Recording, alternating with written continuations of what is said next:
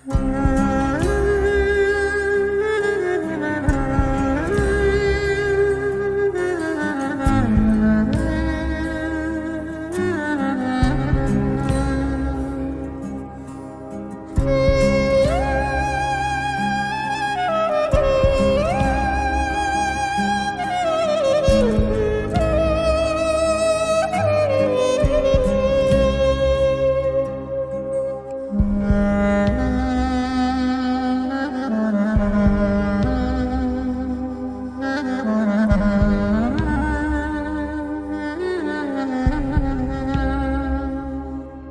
μέλλον της Ύμνου εδώ έξω. Λέγω δόξα τω Θεώ, διότι ζούμε σήμερα καλύτερες μέρες, δεν ξεχνούμε το παρελθόν, διδασκόμεθα, ενθυμούμεθα, θα τα παραδίδουμε αυτά στις γενναίες που θα μας ακολουθήσουν σαν μια δυσάρεστη ιστορική μνήμη και θα ευχόμεθα και θα εργαζόμεθα υπέρ της ειρήνης του σύμπαντος κόσμου, πολύ περισσότερο για την ειρήνη και την ευημερία του νησιού μας.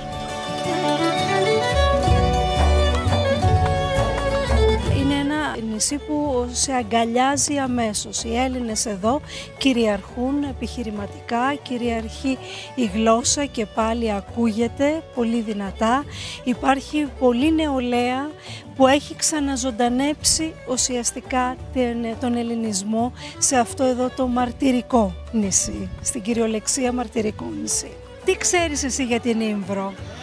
Ότι είναι ένα υπέροχο νησί, ότι δόθηκε στους Τούρκους με τη συνθήκη της Λοζάνης. Μετά το 1988 ανοίγουν τα σύνορα, τη Ύμβρου τα σύνορα. Πάβει λοιπόν αυτή που είναι στρατιωτική ζώνη, οπότε αρχίζουν και έρχονται Έλληνες. Τα καλοκαίρια, εκεί που στην αρχή ήμασταν 10-20 παιδιά το καλοκαίρια σε όλη την Ύμβρο, ξαφνικά γίνονται εκατοντάδες, γίνονται χιλιάδες. Τα πανηγύρια όπως καλή ώρα, σήμερα, αύριο, κάνουν τα πανηγύρια, διασκεδάζουν, φτιάχνουν τα σπίτια τους που είναι γκρεμισμένα. Και οι Ύμβροι αρχίζουν και έρχονται. Αυτό συμβαίνει από το 1988. Και εντείνεται μέχρι το 2000.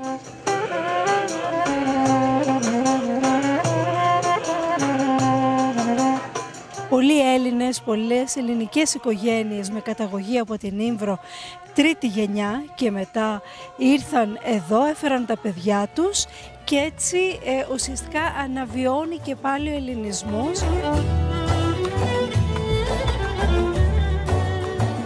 Το 2013 άρχισε να λειτουργεί το δημοτικό εδώ στην Ύμβρο μετά από μισό αιώνα περίπου διακοπής της ελληνικής μειονοτικής εκπαίδευσης και μετά από 2 χρόνια, το 2015 δηλαδή, άρχισε να λειτουργεί εδώ στο χωριό Αγριδίων το Γυμνάσιο Λύκειο της Ύμβρου.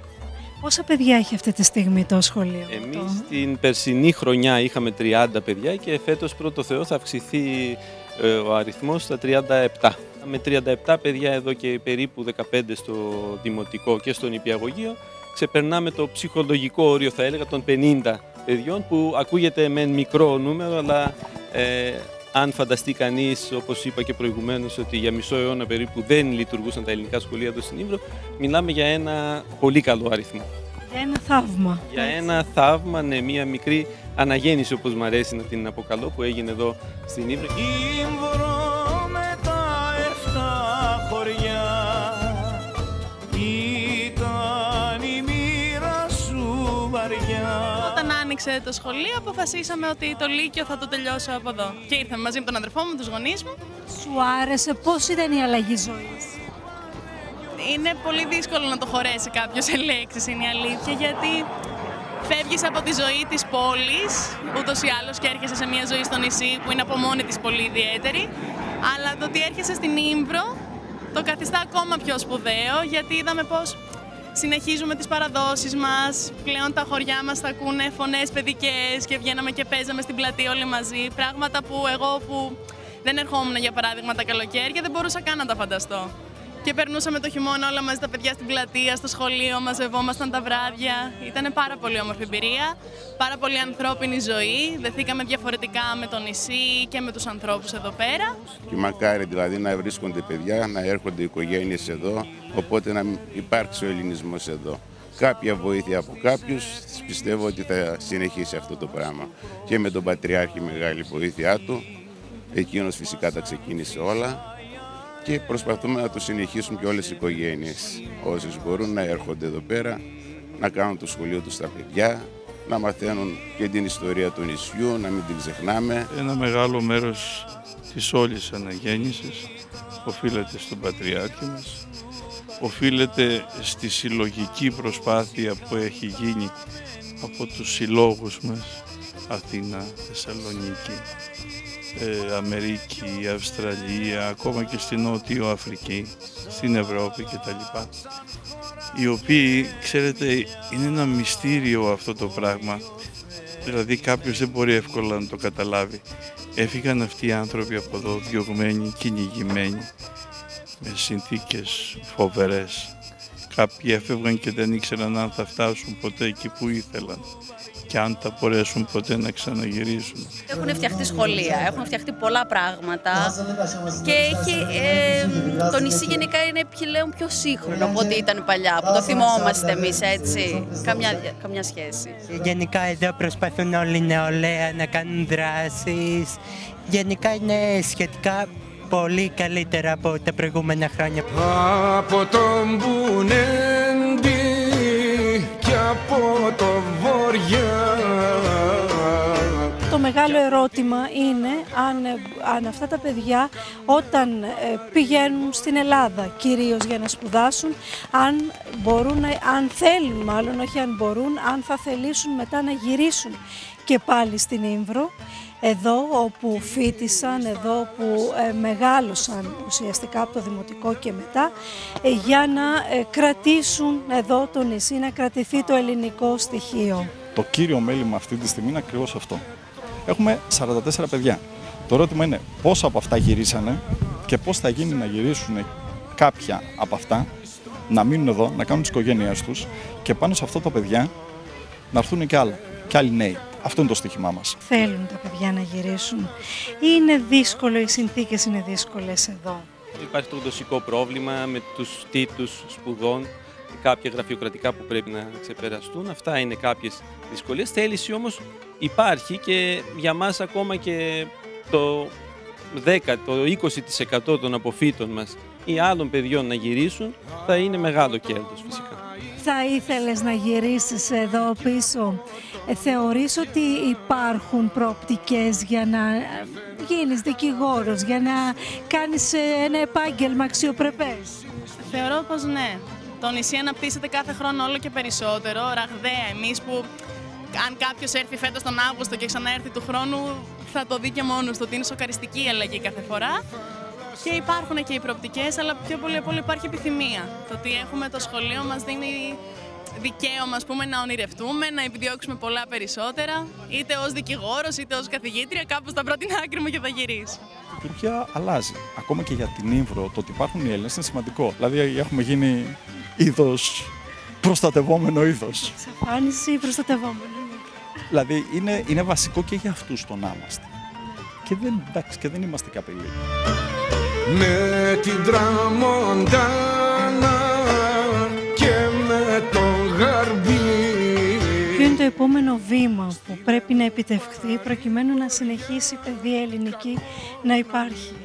Το επόμενο βήμα είναι σαφέστατα να αρχίσουν να επιστρέφουν οι απόφοιτοί μας πια με το καλό, γιατί όχι μερικοί να σπουδάζουν και εδώ στα τουρκικά πανεπιστήμια ή αυτοί που σπουδάζουν στο εξωτερικό, στην Ελλάδα και γενικά στο εξωτερικό, να επιστρέφουν, να κάνουν εδώ τις δουλειές τους, τις οικογένειές τους και να ενσωματωθούν στην ελληνική κοινότητα του νησιού. Στην ουσία τι θέλουμε να κάνουμε? Θέλουμε να κάνουμε 3 πράγματα συν 1.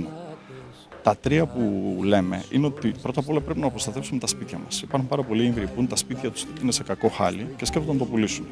Θέλουμε να δώσουμε λοιπόν μια διέξοδο μέσα από ένα φορέα διαχείρισης ακινήτων, αυτά τα σπίτια να ανακαινίζονται, να ενοικιάζονται, που πλέον έχει ξεφύγει η κατάσταση εδώ, δηλαδή και οι τιμές και οι αξίες έχουν ξεφύγει. Που σημαίνει να έχουν ένα εισόδημα οι ιδιοκτήτες, τα σπίτια να είναι ασφαλή και να υπάρχουν κάποιοι άνθρωποι δικοί μας, μέσα από τα σχολεία το καλύτερο, να βγάζουν κάποιο κέρδος από αυτό. Στα νοτισμένα μου χωράφια δίναν και παίρναν τα ξηράφια. Το δεύτερο, παρόλο που πάρα πολλά κτήματά μας, όπως είπαμε, πολλοτριωθήκαν, δεν σημαίνει ότι δεν έχουμε πολλούς ελαιώνες. Όχι στην Πεδιάδα, στις παρυφές. Το χωριό των Αγίων Θεοδόρων, οι Τούρκοι το έχουν ονομάσει ελαιοχώρι. Ζεϊτινλίκαιοι, δεν είναι τυχαίο. Έχει παντού ελιές, 2.000 στρέμματα ελαιώνες. Αυτά πρέπει με κάποιο τρόπο να αξιοποιηθούν. από νέους. Δεν υπήρχαν άνθρωποι. Τώρα όμως υπάρχουν άνθρωποι, υπάρχουν γονείς. Άρα μέσα από ελαιοκομεία με τον τουρισμό, άρα έχεις τον τουρισμό που είναι δεδομένος. Δηλαδή έχει ένα σοβαρό έσοδο. Ο σκοπός και στα χωράφια είναι να τα σώσουμε από καταπατήσεις, από οτιδήποτε. Και να δημιουργήσουμε ένα εισόδημα στους ανθρώπους που είναι τους κατόχους, αλλά και αυτά να τα αξιοποιήσει υπέρ της κοινότητάς μας. Δηλαδή είναι διτός ο ρόλος. Και να ξέρει ο άλλος ότι είναι ασφαλή το κομμάτι και παίρνει αξία.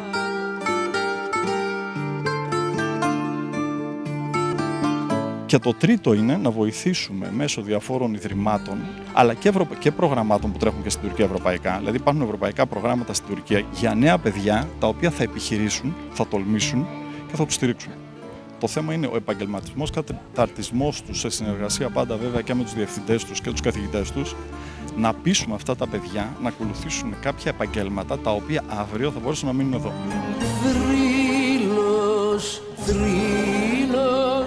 Θρύλος είναι τα γονικά μου. Στήριξη οικονομική για να γυρίσουν αυτά τα παιδιά πάλι πίσω που πάνε στα ελληνικά πανεπιστήμια κυρίως, για να κάνουν μια επιχείρηση για παράδειγμα ή να κάνουν το οτιδήποτε άλλο.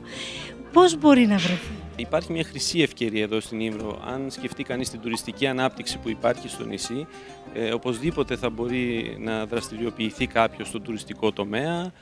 Τα σχολεία μας χρειάζονται εκπαιδευτικούς και μόνιμους ομογενείς εκπαιδευτικούς, θα μπορούν να προχωρήσουν και ως προς αυτή την κατεύθυνση, οπότε δουλειές υπάρχουν. Οποιοςδήποτε θέλει να στηρίξει την ελληνική παιδεία εδώ στην Ύμβρο και γέννη στην Τουρκία, θα μπορούσε φυσικά να μας στηρίξει οικονομικά, έμπρακτα, ψάχνοντας και βρίσκοντας τον τρόπο.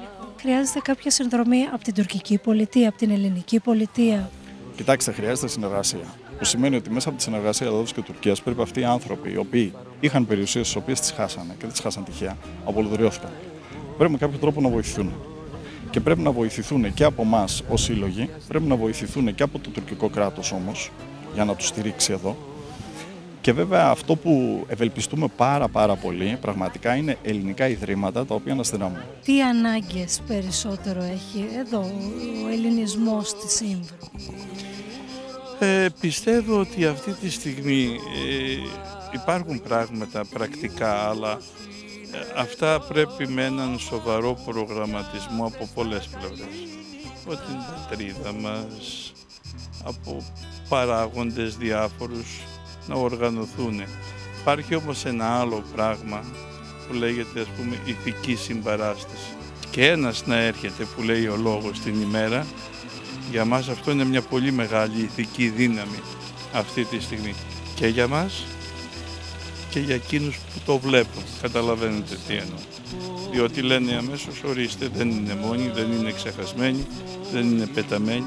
Ποιοι σε ξεχάσαν μοναχοί σε ένα πέλαγο βαθύ. Για σένα η Ύμβρος είναι ένας τόπος που θα αρχώσουν να μείνεις ή είναι δύσκολο?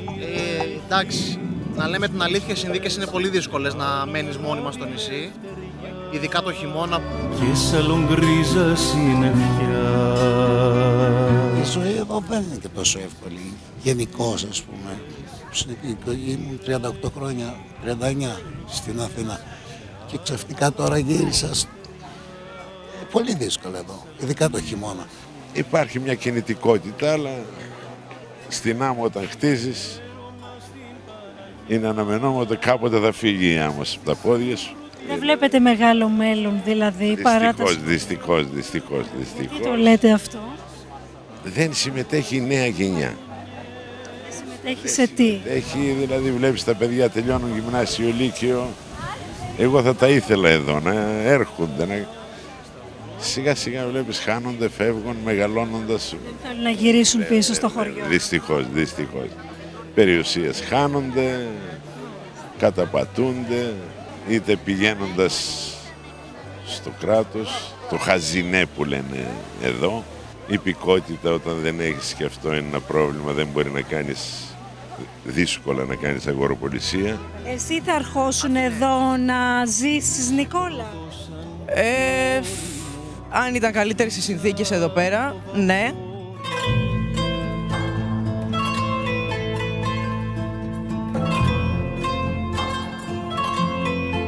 εδώ σε αυτά τα δύο τα όμορφα μέρη, την Ήμβρο και την Τένεδο, που είναι όντως πανέμορφα μέρη, είναι ιστορικά μέρη, είναι βέβαια πονεμένα μέρη, αλλά είναι ζωντανά.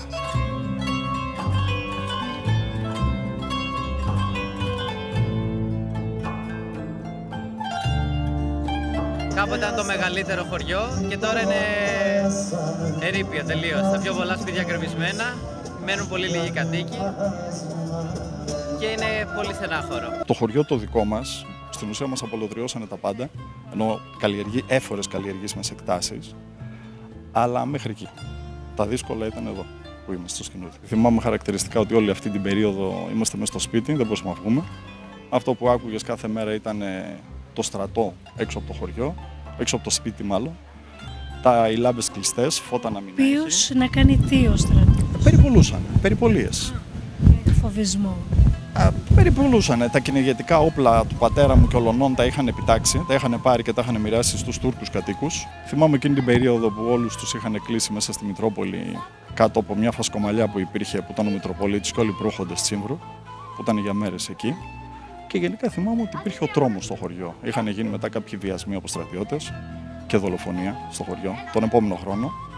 Και γενικώς, κατά με ήταν το δεύτερο κύμα της τρομοκρατίας μετά αυτό που συνέβη το 1964. Ξέρω μια ιστορία του παππού μου που εκείνο τον καιρό ήταν στους Οντάδες, όπως λέμε, στις εξοχικές κατοικίες, όπου πήγανε κάποιοι φυλακισμένοι και του είπανε να μην ξαναπάει εκεί πέρα, να μην ξαναπατήσει το πόδι του και να πάρει την οικογένειά του και να φύγει από το νησί.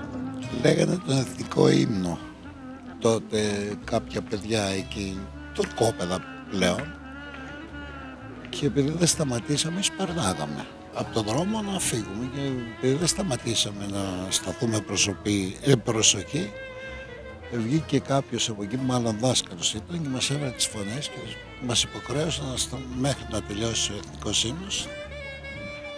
Αυτό μου κάτσε κάπως. Γενικώς είχαμε μια φοβία μέσα μας, δηλαδή θέλαμε να είμαστε πάντα μαζί με τους γονείς μας. Τα πρώτα χρόνια που ερχόμασταν, εγώ πολύ έντονα θυμάμαι έτσι σε πανηγύρια, φοβόμασταν να βγούμε πολύ και να απομακρυνθούμε από τους δικούς μας. Όταν πρωτοήρθες, προσπάθησες να βρεις το σπίτι σας, ποιο ήταν? Είχα έρθει με τη μάνα μου τότε, πριν 14 χρόνια, και πήγαμε, το βρήκαμε, μισοκρεμισμένο. Εντάξει, πολύ στενάχωρο. Το όνειρο είναι κάποτε να το φτιάξουμε και να μένουμε κι εμείς εκεί πέρα. Εσύ τι αισθάνθηκες, ένιωσες κάτι να σε ενώνει ή ήταν για σένα κάτι ξένο? Μεγάλη συγκίνηση ένιωσα και από τότε δέθηκα πάρα πολύ και θέλω να έρχομαι κάθε χρόνο, κάθε καλοκαίρι. Μ' αρέσει πάρα πολύ.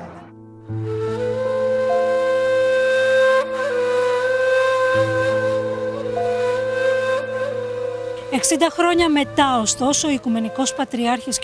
Βαρθολομαίος ήρθε στο χωριό Φάντασμα, όπως συνηθίζεται να λέγεται, στο Σχοινούδι, για να λειτουργήσει το 15 Αύγουστο στην εκκλησία της Κοιμήσεως της Θεοτόκου και να τιμήσει έτσι τους προγόνους του, που είτε χάθηκαν εδώ σε αυτό το χωριό, είτε αναγκάστηκαν, διώχθηκαν κακήν κακώς.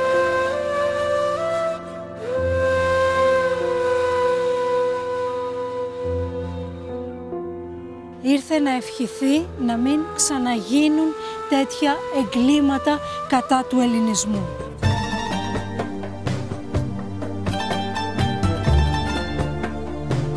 Αυτά τα μίση και οι έχθρες έχουν περάσει στο παρελθόν, ελπίζω. Νομίζω εντάξει, αυτά καλό είναι να μένουν στο παρελθόν και να προχωράμε μπροστά. Πλέον να συνυπάρχουμε.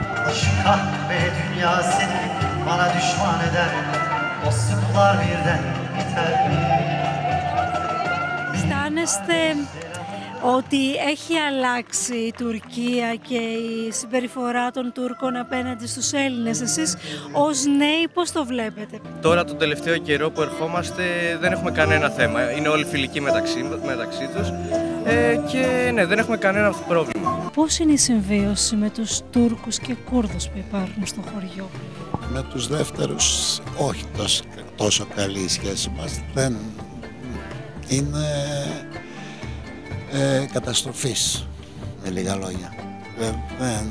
Και είναι πολλά χρόνια πίσω. Πλέον η νέα γενιά των Τούρκων του νησιού είναι καλύτερη η κατάσταση, καμία σχέση με την τότε. Μπορούμε να συνοδούμε, έχουμε και φίλους. Υπάρχουν και καλά παιδιά. Και τώρα έρχονται και από την Κωνσταντινούπολη κάποιοι που αγοράζουν σπίτι και αυτοί είναι πολιτισμένοι. Άλλη νοοτροπία. Και άλλη νοοτροπία, ναι. Έχουμε κάποιους φέτος που έχουν να έρθουν 40 χρόνια. Μετά από 40 χρόνια να γυρίσεις στην πατρίδα σου, απίστευτο. Ήμβρο με τα 7 χωριά.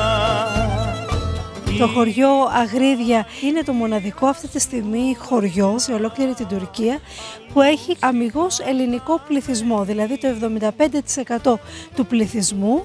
Βέβαια δεν είναι πολλοί οι Έλληνες εδώ, αλλά το 75% είναι Έλληνες και μόνο το 25% είναι Τούρκοι. Πόσους κατοίκους έχει τα Αγρίδια τώρα, Έλληνες εννοώ? Μόνιμοι κάτοικοι πρέπει να είναι γύρω στους 40 το χειμώνα. Το 15 Αύγουστο μαζευόμαστε αρκετοί, πρέπει να περνάμε τους 400-500.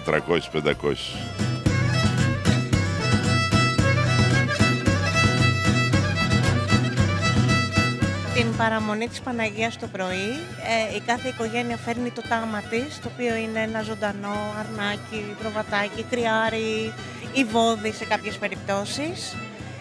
Θα ευλογούν στην εκκλησία, μετά πάνε στο σφαγείο. Το κρέας έρχεται στην εκκλησία όπου ανάβουν τα καζάνια στον αυλόγυρο και όλο το βράδυ κάθονται οι νέοι του χωριού και οι παλαιότεροι για να διδάξουν την παράδοση στους νέους και αρχίζουν και βράζουν το κρέας και όταν βράσει ρίχνουν μέσα το σιτάρι για να γίνει το λεγόμενο κουρκούτι. Είναι σούπα, σιτάρι βρασμένο από το κρέας.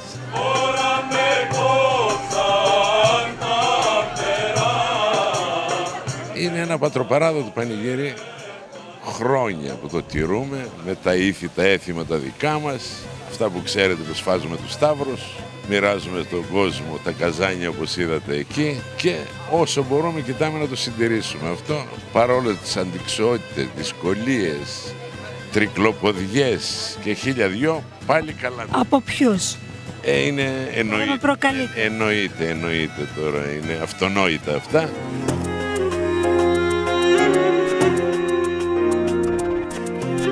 Κατευθυνόμαστε προς τα μνήματα εδώ στα Αγρίδια, μία παράδοση αιώνων όπου εκεί ο Οικουμενικός Πατριάρχης θα κάνει μία δέηση για τους νεκρούς, για τους ανθρώπους που έζησαν και πέθαναν σε αυτόν εδώ τον τόπο.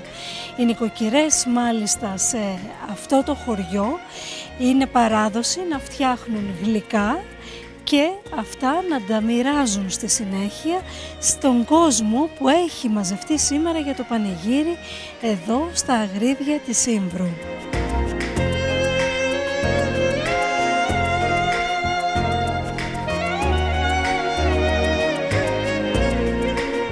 Τα νέα παιδιά που είναι στο γυμνάσιο και το λύκειο αισθάνονται το χώμα όπως το αισθάνεστε εσείς? Κοιτάξτε, πολλά από αυτά τα παιδιά, με εντυπωσιακά μάλιστα, πράγματι το νιώθουν.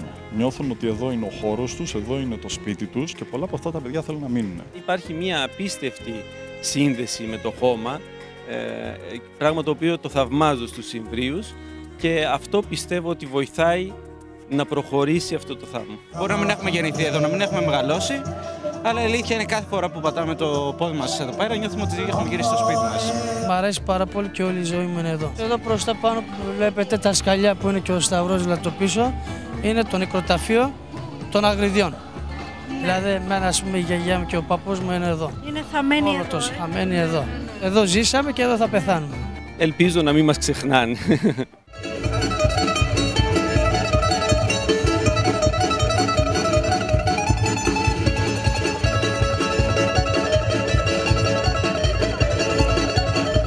Θεωρείτε λοιπόν ότι αυτό το θαύμα για το οποίο είπαμε, την αναγέννηση, έχει μέλλον?